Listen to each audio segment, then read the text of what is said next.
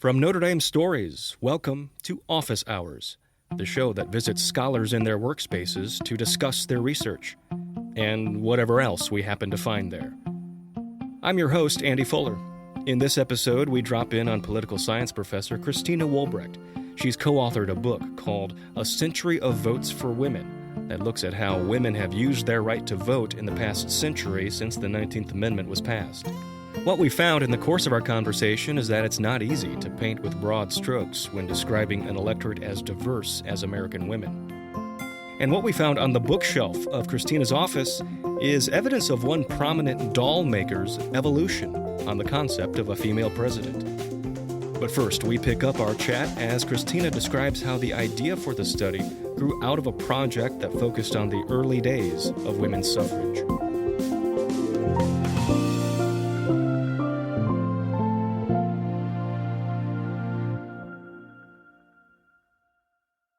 When we were researching women in the 20s and 30s, there was a lot of disconnect between the very confident claims of scholars and politicians about how women voted and what we found out about how women actually voted. You can kind of understand that in the 20s and 30s. They didn't have much data to go on. What struck us is, even today, when we have so much more opportunity to observe and understand women voters, there's still, frankly, a disconnect between a lot of the rhetoric around women voters and how women actually act and behave as voters. It's interesting that you say that, because one of the first things that struck me when I read Chapter 1 was, you say in 1920, people assumed women would vote along certain issues. So equal pay being one of them, and then issues related to their role as mothers. Sounds really familiar, doesn't exactly. it? Exactly. It struck me like, where have I heard that before? It's like, oh yeah, maybe just 4 years ago, and even today. So, and yet, the life of a woman has changed quite a bit since 1920. So, we still seem to be reading from the same script, but is that right? I guess. So you've actually absolutely put your finger right on one of the key dynamics I think that we want to emphasize in the book is there may be no period in history in which women's lives have changed as dramatically as the last 100 years. And we have, part of what we do in the book is sort of talk about changing fertility and marriage and work and all those sorts of things. But at the same time, while certainly the details change a little, we use a lot of the same concepts to try to understand women voters. And part of that is sort of inherent to the task. If you want to say, well, are women voters different? You start with, well, how are women different? And the answer seems to be, well, they're mothers in particular. Right. So we also, in the 20s, it would have been child labor and maternity and infant health sort of bills. And today it's soccer moms and, talking about education and healthcare and the things that we just inherently, if you asked anybody, well, of course women care more about these sorts of things. But the underlying assumption there, of course, is that women's gender determines their vote choice more than lots of other aspects of their identity or their interests. That they wouldn't be motivated by the state of the economy or their concerns about war and peace, those sorts of issues. And we saw that, I think, most strongly in 2016, right? So this incredibly unique election, we've got the first woman nominee, we've got Donald Trump and the things that he has said and been accused of. And lots of smart people were saying it's going to be a giant gender gap.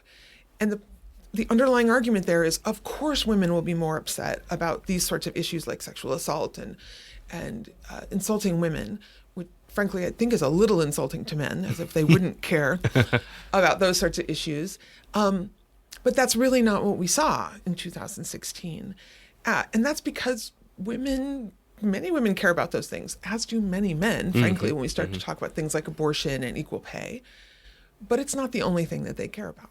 When you started to build on this project from the 1920s and 30s and then looking at and expanding the data, did you expect certain themes to really kind of jump out at you with neon arrows? Expect certain themes to emerge as you looked at the data?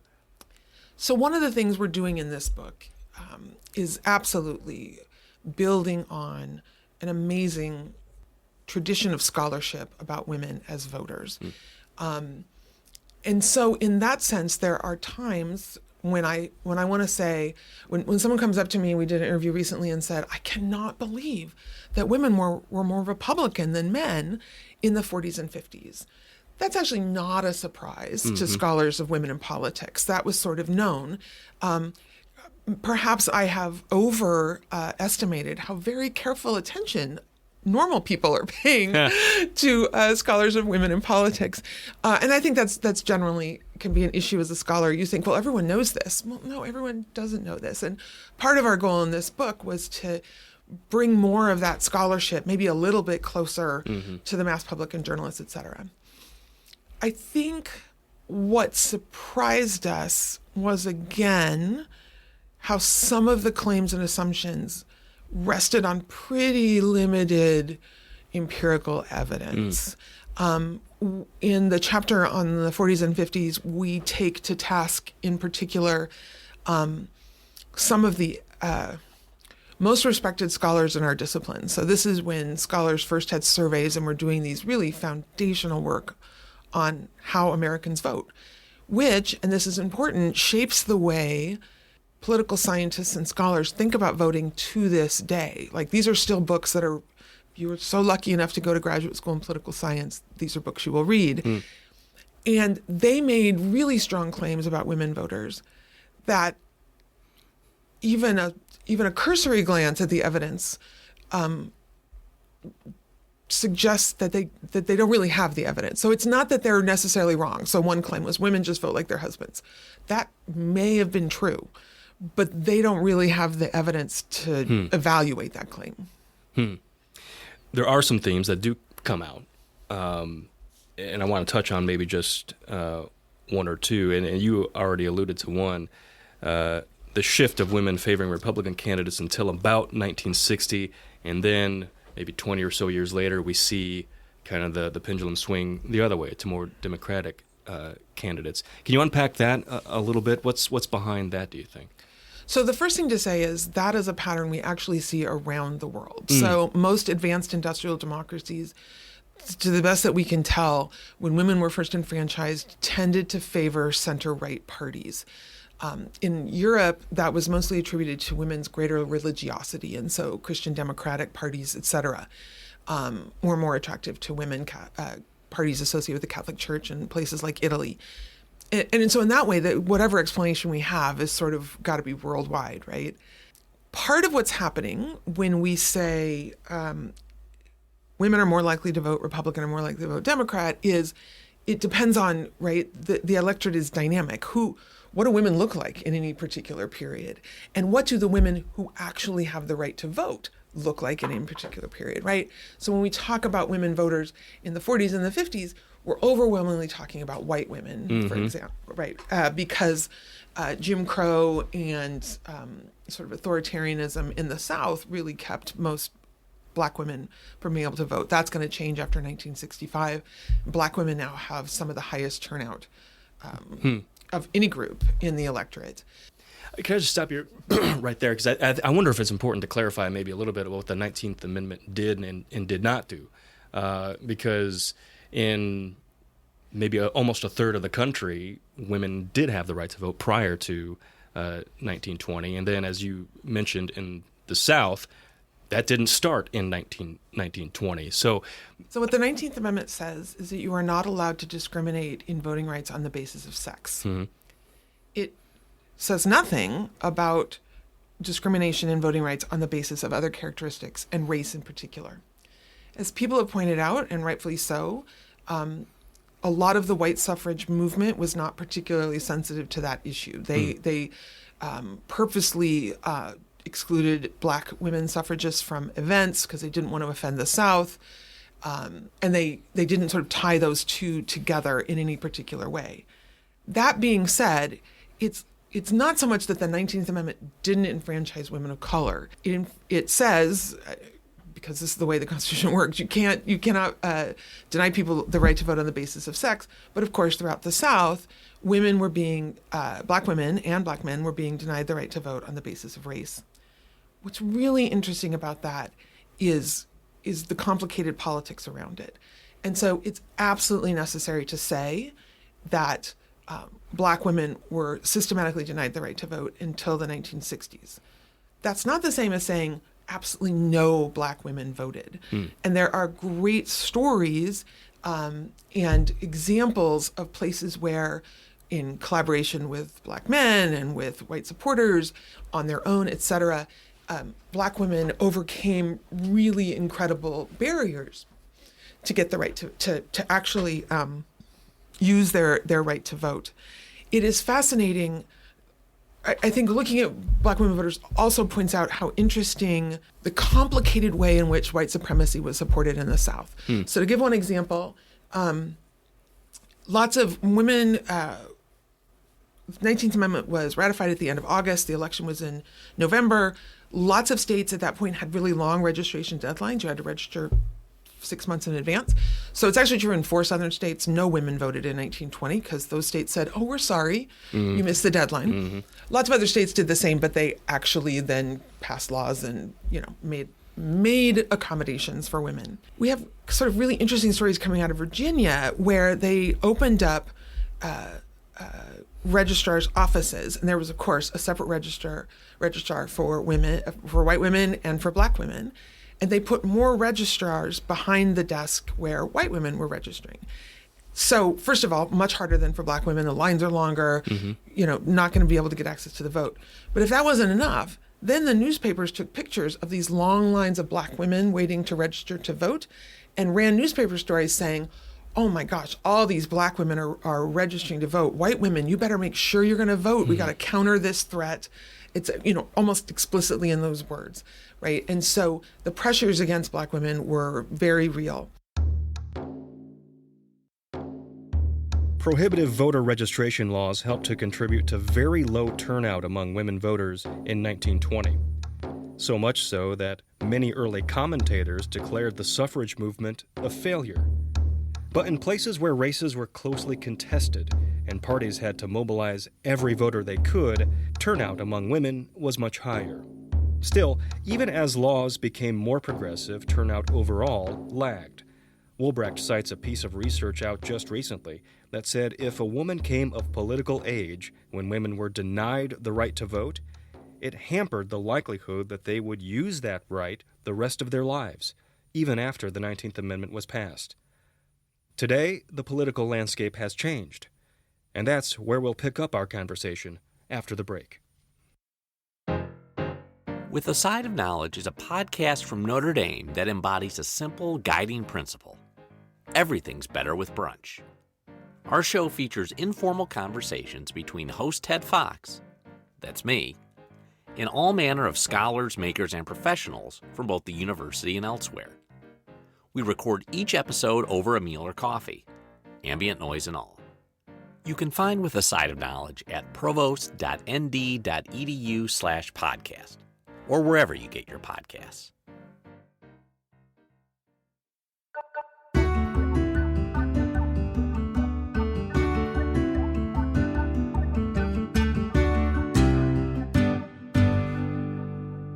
So today, and since 1980, women are more likely to turn out to vote than are men. But that's almost entirely cohort replacement, which is to say, as the older generations that were less likely to vote have, we like to say, exited the electorate, and newer generations have come in who weren't socialized in the same way, who had more opportunities, their turnout rates have been higher.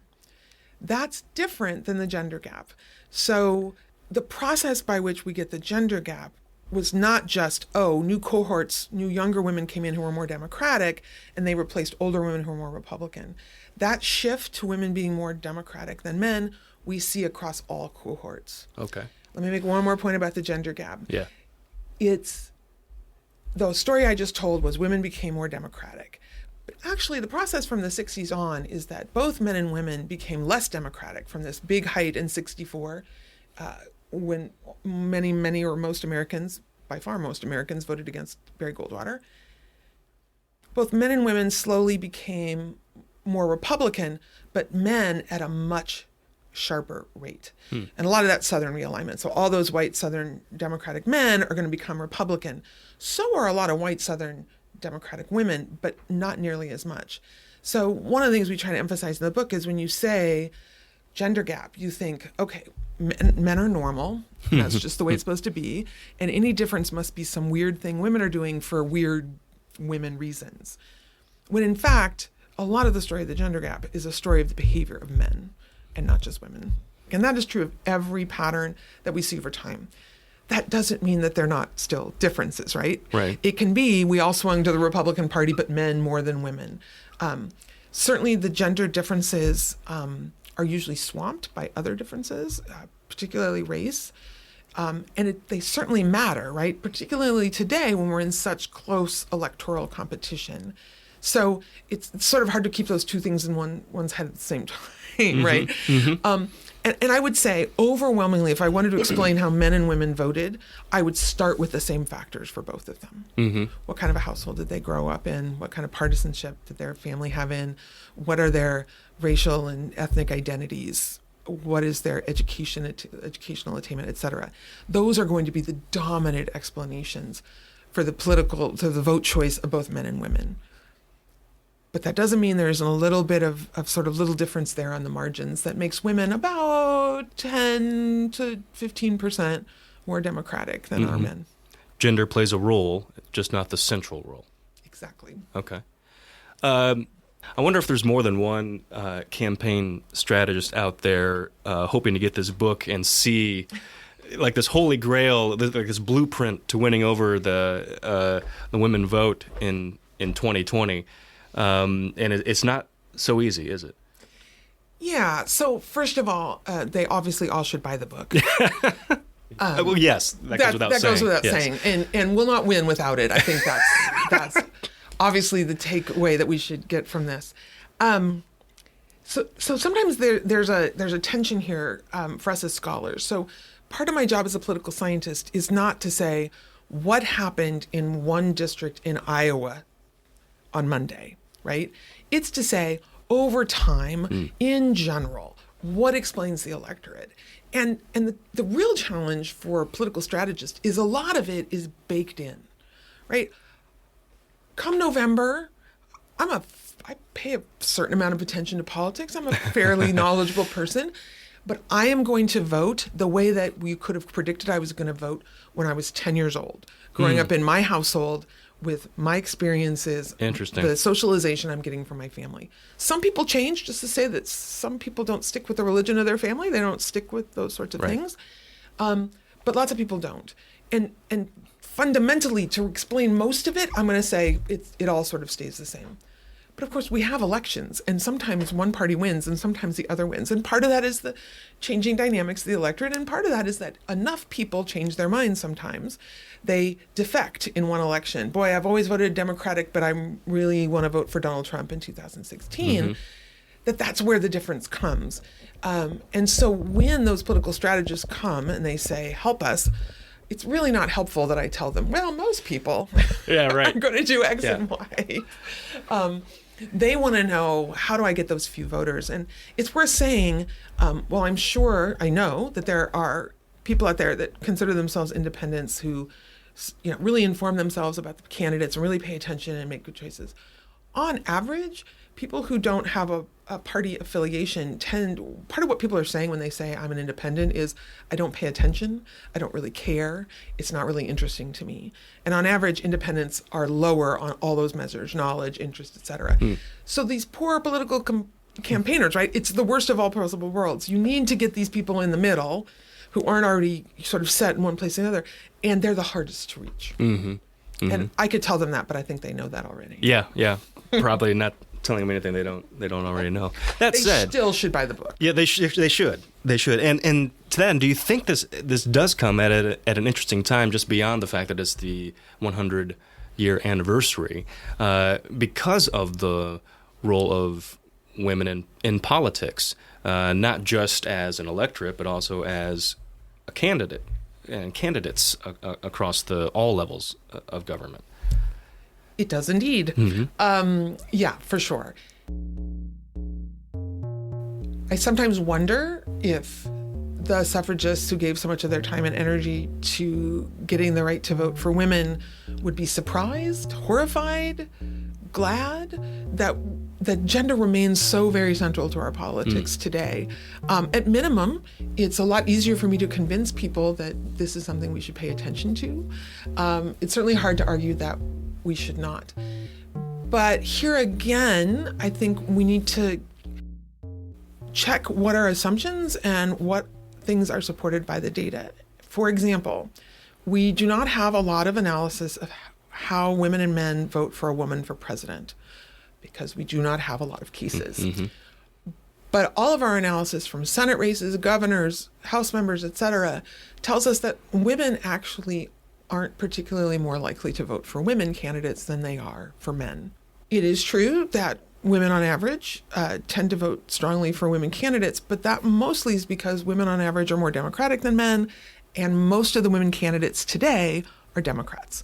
That was not true 30 years ago, but since 1992, that gap has been widening. So the percentage of women Republicans candidates and office holders has remained really flat, while the number of Democratic women candidates and office holders has increased. So again, this presumption that I'm just going to throw away my economic interests, my worldview, my concerns about abortion or whatever it might be, and just vote for that candidate because she's a woman, there's really very little reason to expect that's going to happen. So as we're sitting in your office, I'm looking up to my right on the top of the bookshelf. I see a number of political Barbies. Is this not what you see in all faculty offices? No, it is Barbies of any kind. Actually, I don't see very often, except at home where I have 4 daughters. Oh, yes. So, so walk me through this. What am I looking at here? So there's possible that Barbie did this earlier, but the earliest presidential Barbie I have here on the left is Barbie for President. That is from 1992, which would be the first Clinton, Bill Clinton, and the first George Bush. It was a lot of firsts in 1992 election. What I enjoy about that Barbie is she's wearing a silver bustier and a big fluffy skirt, red, white, and blue, has her big blonde hair all over the place.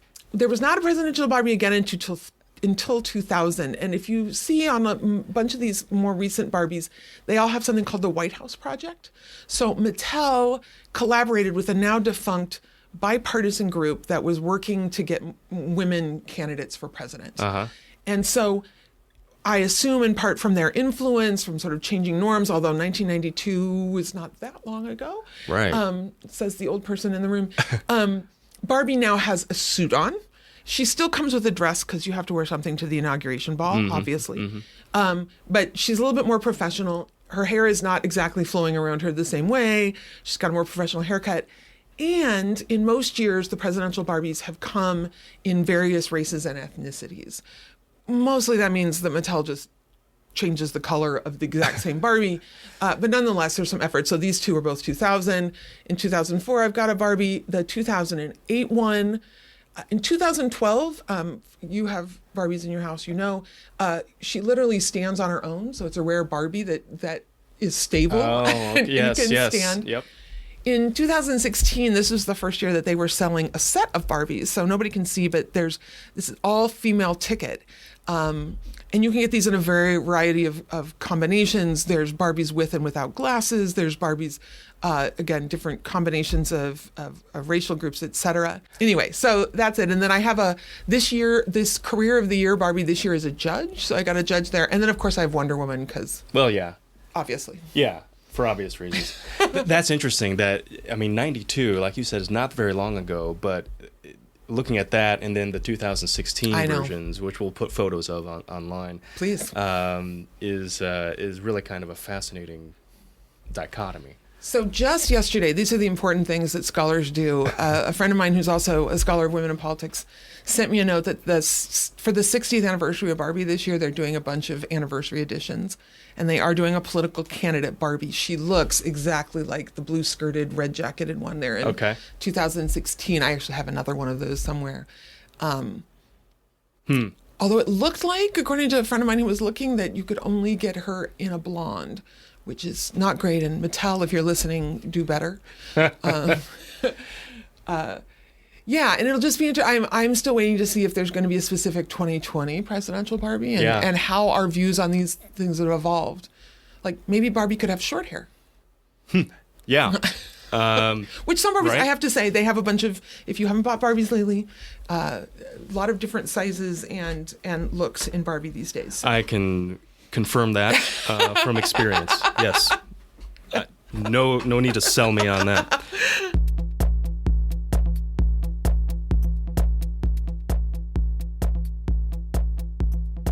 If you could summarize kind of the story of women voters from 1920 to 2020, or 2016 at least, how would you encapsulate it if it could be so encapsulated? From the very beginning, women voters have been very diverse.